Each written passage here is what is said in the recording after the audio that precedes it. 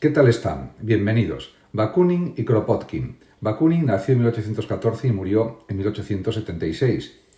Fue uno de los principales teóricos del anarquismo y una figura clave en los movimientos revolucionarios del siglo XIX.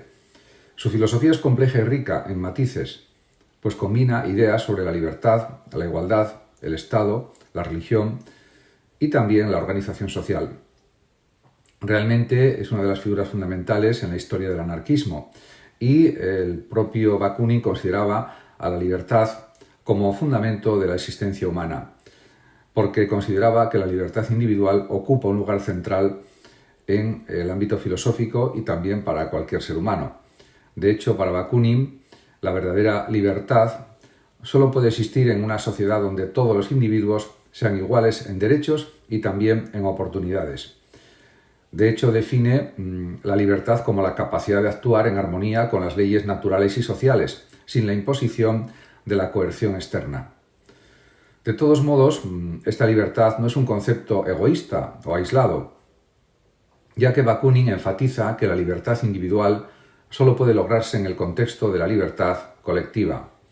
Como él mismo escribe, dice al respecto: soy verdaderamente libre solo cuando todos los seres humanos que me rodean son igualmente libres. Fin de la cita de Bakunin.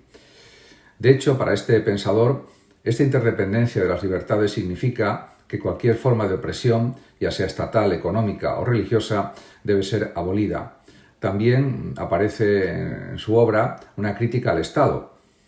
Una de las características distintivas del pensamiento de Bakunin es precisamente su rechazo absoluto al Estado, porque consideraba que el Estado, independientemente de su forma, que podría ser monarquía, república, democracia, es intrínsecamente opresivo. Para Bakunin, el Estado no es un instrumento neutral que puede ser utilizado para promover la libertad. En cambio, ve en él un mecanismo de control que perpetúa la desigualdad y también la explotación. Además, también en otra de sus frases dice Bakunin o escribe: el Estado es, por su naturaleza, una institución de coerción y dominación. Su existencia misma es incompatible con la libertad humana. Fin de la cita. También su crítica al Estado está relacionada con su oposición al marxismo. Aunque compartía con Karl Marx el objetivo de abolir el capitalismo, Bakunin rechazaba la idea de una dictadura del proletariado como un paso necesario hacia el socialismo. Argumentaba además que cualquier forma de poder centralizado inevitablemente conduciría a una nueva élite opresiva. En ese sentido, también está convencido de que la religión se utiliza como instrumento de opresión. Y Bakunin, además, era profundamente ateo y veía la religión como una forma de esclavitud mental. Consideraba que las religiones organizadas servían para legitimar la autoridad del Estado y justificar también la explotación. En su obra Dios y el Estado, Bakunin argumenta que la creencia en un poder divino superior lleva a la sumisión del individuo y refuerza las jerarquías sociales.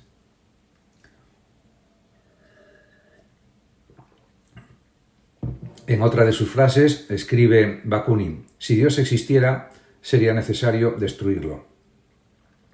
Para Bakunin, la emancipación humana requiere no solo la abolición del Estado, sino también la superación de la fe religiosa. Esto no significa que Bakunin rechazara la espiritualidad o la ética, sino que veía en la religión organizada una barrera para el pensamiento crítico y también para la autonomía personal. Además, en relación con el colectivismo, pues el propio Bakunin defendía una sociedad basada en el colectivismo, es decir, una organización social donde los medios de producción y distribución fueran propiedad común de la comunidad, de las personas. Sin embargo, a diferencia de Marx, no veía necesario pasar por una etapa de centralización estatal para alcanzar este ideal. En realidad propuso un modelo de organización social descentralizado, donde las decisiones fueran tomadas a nivel local por asociaciones libres de trabajadores y también de campesinos.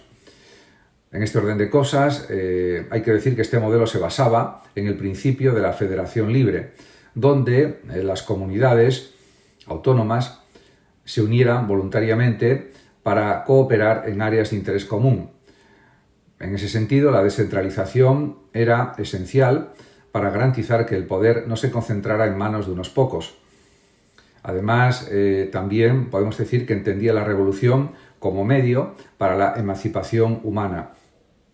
En este sentido, para Bakunin, la revolución no era sólo deseable, sino necesaria para destruir las estructuras de opresión. A diferencia de otros pensadores o filósofos, no creían reformas graduales dentro del sistema capitalista existente.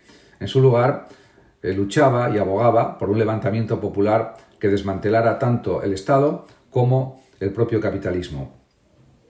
De todas formas, Bakunin no veía la revolución como un proceso caótico o espontáneo, ya que creía en la necesidad de una organización revolucionaria que actuara como catalizador, pero insistía en que esta organización no debería imponer su voluntad al pueblo. En su lugar, debía servir como una especie de medio para despertar la conciencia de los oprimidos y facilitar su autoliberación. En cuanto a la igualdad como condición de la libertad, desde la perspectiva filosófica de Bakunin, aunque valoraba profundamente la libertad individual, también reconocía que ésta no podía lograrse sin igualdad. Y estaba convencido de que la desigualdad económica era una de las principales fuentes de opresión en la sociedad y argumentaba también que la propiedad privada era incompatible con la justicia social. Propuso la abolición de la propiedad privada y su reemplazo o sustitución por la propiedad colectiva gestionada democráticamente por las comunidades de personas. Además, se puede decir que su concepto de igualdad no se limitaba al ámbito económico, también rechazaba cualquier forma de discriminación basada en el género, la raza o la etnia, aunque su atención a estos temas fue menos detallada que en el caso de la lucha de clases. Algo entendible si pensamos en la época en que vivió. En cuanto a la ética del apoyo mutuo, se puede afirmar que Bakunin creía que los seres humanos no son intrínsecamente egoístas o competitivos, como sugerían algunos teóricos liberales. En cambio, argumentaba que la cooperación y el apoyo mutuo son tendencias naturales en la humanidad.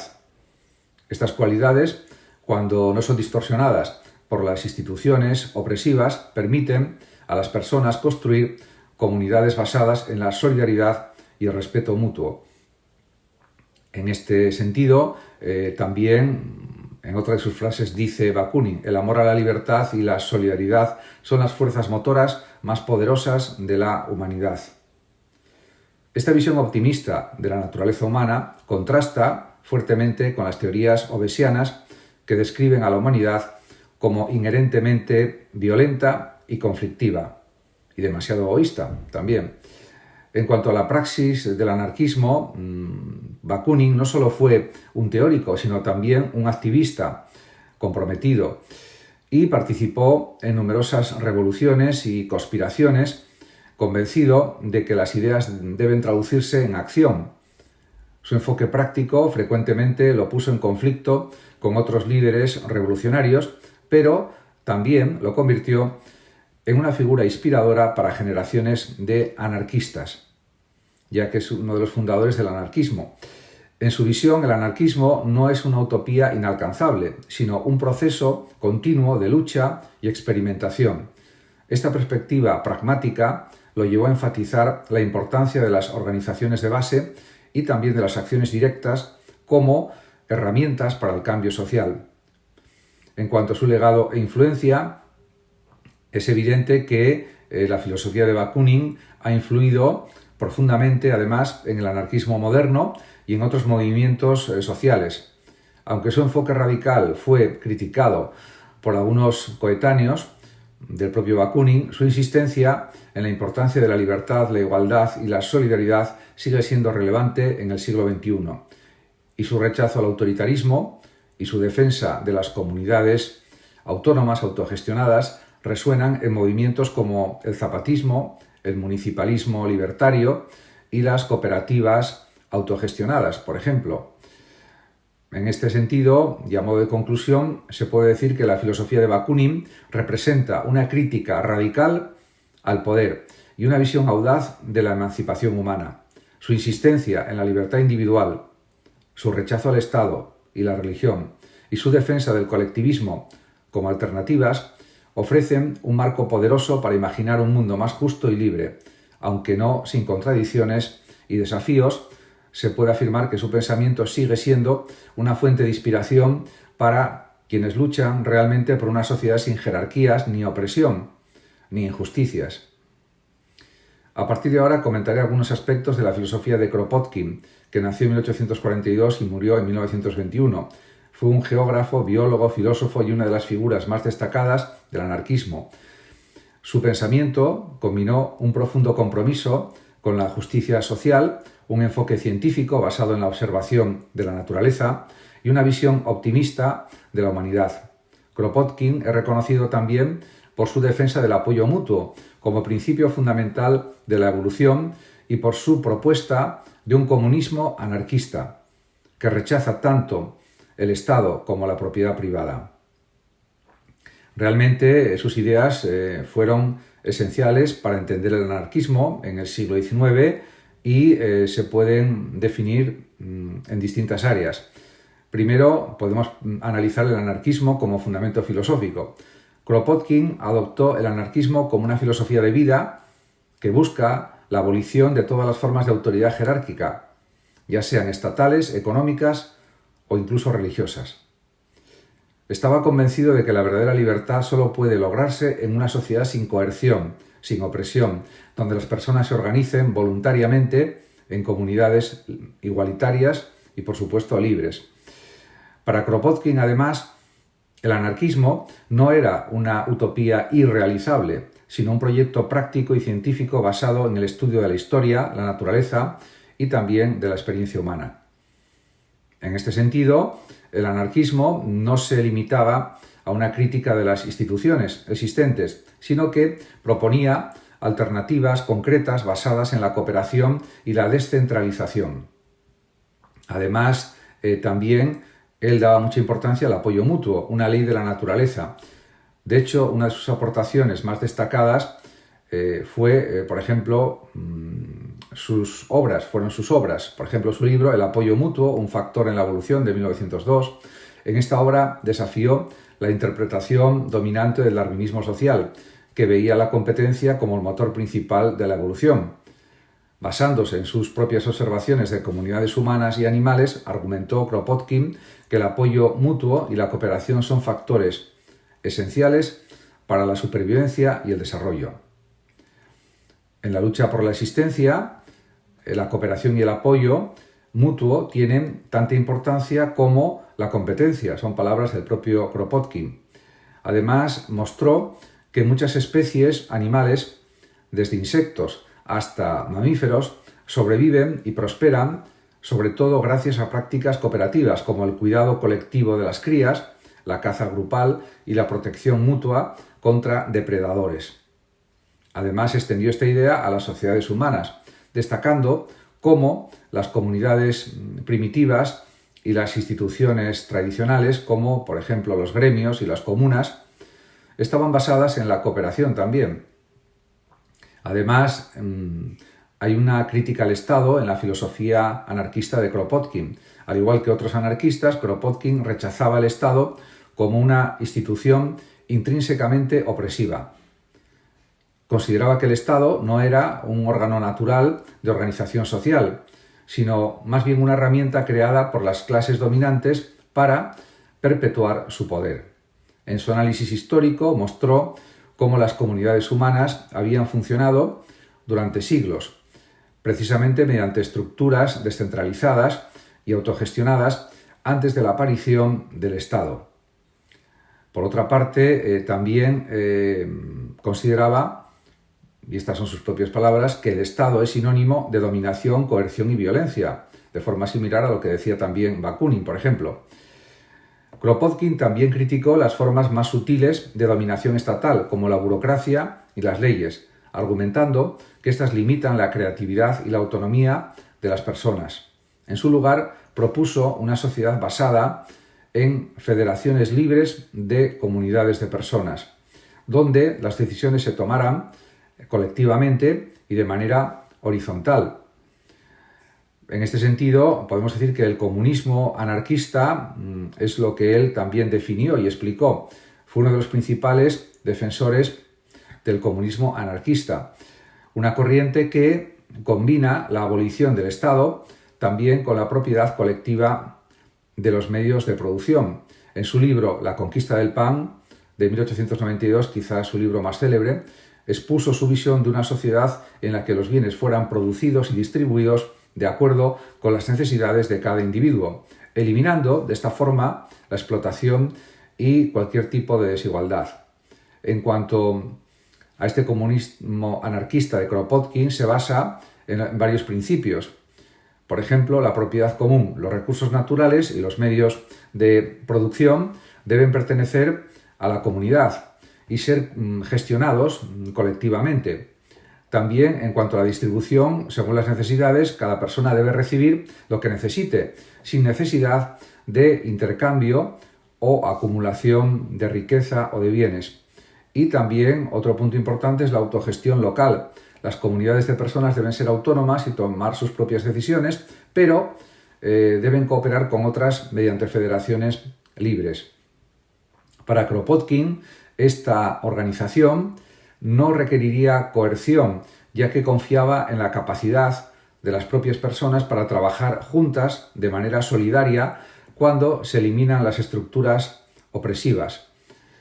Además, también, por supuesto, él analizó la revolución social y veía la revolución como un medio necesario para transformar la sociedad, pero no como un acto violento o autoritario. Rechazaba, por ejemplo, las vanguardias políticas que buscaban tomar el poder en nombre del pueblo, argumentando que esto solo perpetuaría nuevas formas de opresión. En su lugar, defendía una revolución descentralizada y autogestionada, donde las comunidades locales tomaran el control de sus propios asuntos, de sus propias cuestiones. En La conquista del pan, en esta obra, Kropotkin enfatiza que la revolución debe ir acompañada de la expropiación inmediata de la propiedad privada y la reorganización de la producción y distribución en función de las necesidades de la población. Creía, además, que los avances tecnológicos y científicos podían ser utilizados para garantizar una vida digna para todos, eliminando de esta manera el sufrimiento causado por la pobreza y la desigualdad.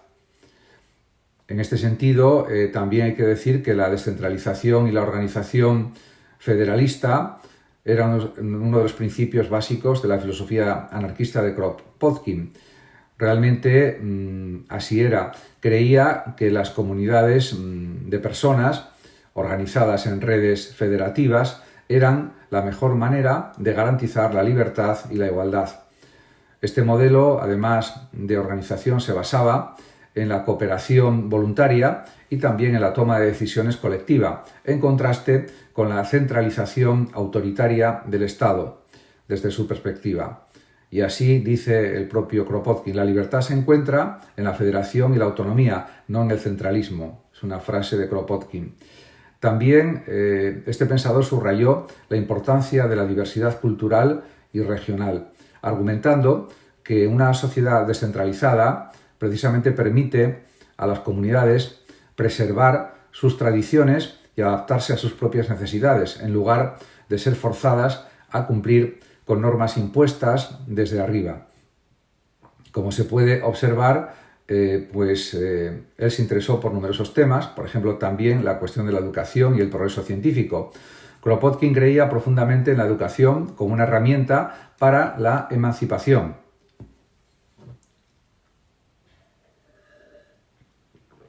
Consideraba que una educación libre y accesible para todos era fundamental o esencial para crear una sociedad igualitaria. En su libro Campos, fábricas y talleres de 1899, También destacó la importancia de integrar el trabajo intelectual y manual en el proceso educativo, argumentando que esto fomentaría una comprensión más integral del mundo y una mayor solidaridad entre las personas. Además, también Kropotkin tenía una interpretación optimista del progreso científico y tecnológico. Creía que, liberados de las restricciones del capitalismo y del Estado, los avances científicos podrían ser utilizados para mejorar la calidad de vida de todos. Sin embargo, también advertía que estos avances solo serían verdaderamente beneficiosos si se desarrollaban dentro de una sociedad basada en la cooperación y la justicia social. De otra forma, pues no serían transformaciones útiles. En cuanto a la ética del apoyo mutuo, el concepto de apoyo mutuo no solo es un principio biológico para Kropotkin, sino también una base ética para la vida humana. Creía que la solidaridad y la cooperación son los fundamentos de una sociedad justa y armoniosa. Esta ética se opone al individualismo competitivo promovido por el capitalismo y aboga por una comunidad en la que las personas trabajen juntas para satisfacer sus necesidades colectivas. Muchas gracias a todos por su atención y hasta mi próximo vídeo. El que lo desee puede compartir este vídeo, darle like o suscribirse a mi canal de YouTube. Hasta siempre.